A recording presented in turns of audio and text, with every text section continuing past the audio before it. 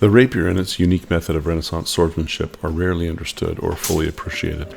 Therefore, some basic facts need to be established. Greg and Lucas here have 65 years of cumulative full contact sparring between the two of them and are using the rapier in a way that comes natural with thousands of hours of practice that full contact sparring can bring.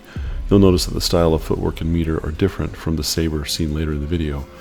Though the rapier and its related swords have familiar appearance and recognizable style of use, there seems to be a lot of misunderstanding about these weapons. These misunderstandings range from simple mistakes to ignorance and delusion. The rapier is synonymous with the swashbuckling cavaliers like the Three Musketeers, the Zorro films, and a wide range of classical stage plays. Because of this weapon has gained popularity at the cost of misinterpretation. Additionally, the sport of modern fencing, particularly with the épée and its sporting rules, though based on a historical model, is different than a true rapier duel. The rapier is a weapon altogether different from its ancestor and Elizabethan cousin, the cut-and-thrust sword. The two are closely related, but they are used differently. Many people are under the impression that rapiers can be used to slash and hack so as to dismember or even decapitate. This misunderstanding is likely due to the influence of movie fencing. Choreographers in the vast majority of films have actors unskilled in swordplay, making relatively safe slashes at each other. This is often done to avoid dangerous thrusts. You can't have a famous actor being stabbed in the face in the middle of your movie. Instead, we witness actors making all sorts of wild cuts right out of the Middle Ages, cuts that would actually get them killed in a real rapier fight.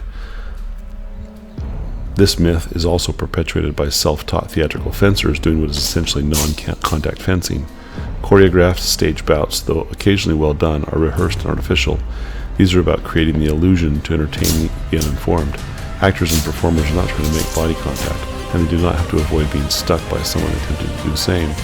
There is a significant difference between the showman and martial swordsman. Notice that the majority of the blows and thrusts, with cuts being used when close enough to use the thicker half of the blade closest to the hilt. Strangely enough, despite the rapier's speed, it is still possible to grab the blade with the hand, and this was commonly attempted, especially with the use of heavy leather or mailed gloves.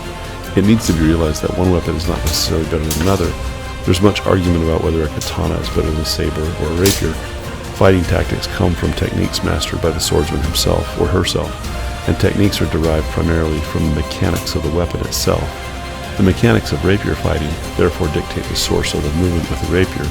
This places more or less emphasis on footwork, something that is virtually ignored by most novice historical combat practitioners. Good swordsmanship therefore requires the swordsman to both understand and master the correct footwork, stance, and meter for the different swords that he or she may use. Notice with the saber that the cutting motion is more often used than the thrusting, and that the meter is closer with a much more rapid pace.